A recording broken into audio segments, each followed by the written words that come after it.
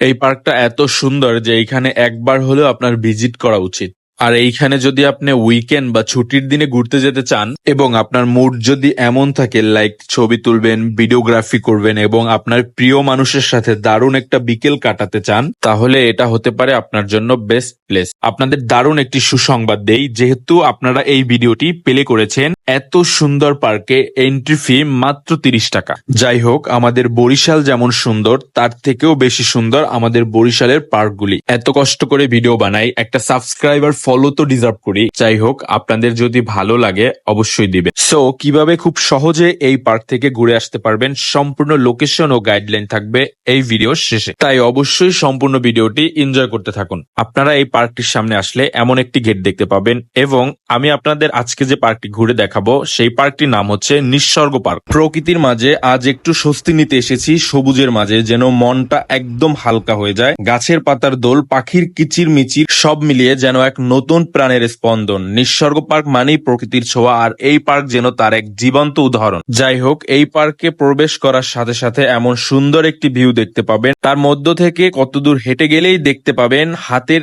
Statue দিয়ে কত সুন্দর চেয়ার বানানো, যেখানে বসে আপনি চাইলেই আপনার প্রিয়জনদের নিয়ে আড্ডা দিতে পারবেন। এবং এই পার্কে যতগুলি রাস্তা আছে প্রত্যেকটি রাস্তায় যেন প্রাকৃতিকভাবেই সাজানো। বাচ্চাদের জন্য এখানে বেশ কিছু সুন্দর ব্যবস্থা করা হয়েছে, যেখানে পেয়ে যাবেন দোলনা, জল পার্ক ও ওয়াটার স্লাইড, প্যাডেল বোট, খেলার মাঠ ও সুইমিং পুল এবং বিভিন্ন ধরনের রাইড আছে, যেগুলি আপনাদের বাচ্চাদের নিয়ে গেলে উপভোগ করতে পারবে। এখানে বড়দের জন্য অনেকগুলি বিনোদনের ব্যবস্থা আছে এবং এখন যে পরিমাণ গরম পড়তেছে, এই দিনে এই জায়গাটা আপনাদের সব থেকে বেশি ভালো লাগবে। আর এই পার্কে আসলে আপনারা এমন কিছু ছোট ছোট কটেজ দেখতে পাবেন যেগুলো সবুজ প্রকৃতির চাদরে মোড়ানো। তারপরে একটু সামনে গেলেই দেখতে পাবেন এমন একটা ব্রিজ, যেটা দেখতে এক কথায় অসাধারণ। এখানে বসে ছবি ও ভিডিও করা যাবে। তার পাশাপাশি পেয়ে যাবেন এরকমের অনেকগুলি খাবারের দোকান, যেগুলোতে পেয়ে যাবেন ভিন্ন ভিন্ন খাবারের আইটেম এবং এই স্টলগুলি দেখলে মনে হবে যেন প্রকৃতি তার নিপুণ হাতে সাজিয়ে রেখেছে। তারপর হাঁটতে হাঁটতে যখন পার্কের পিছনের দিকে আসবেন, তখন দেখতে পাবেন অনেক বড় একটা পুষ্কুনি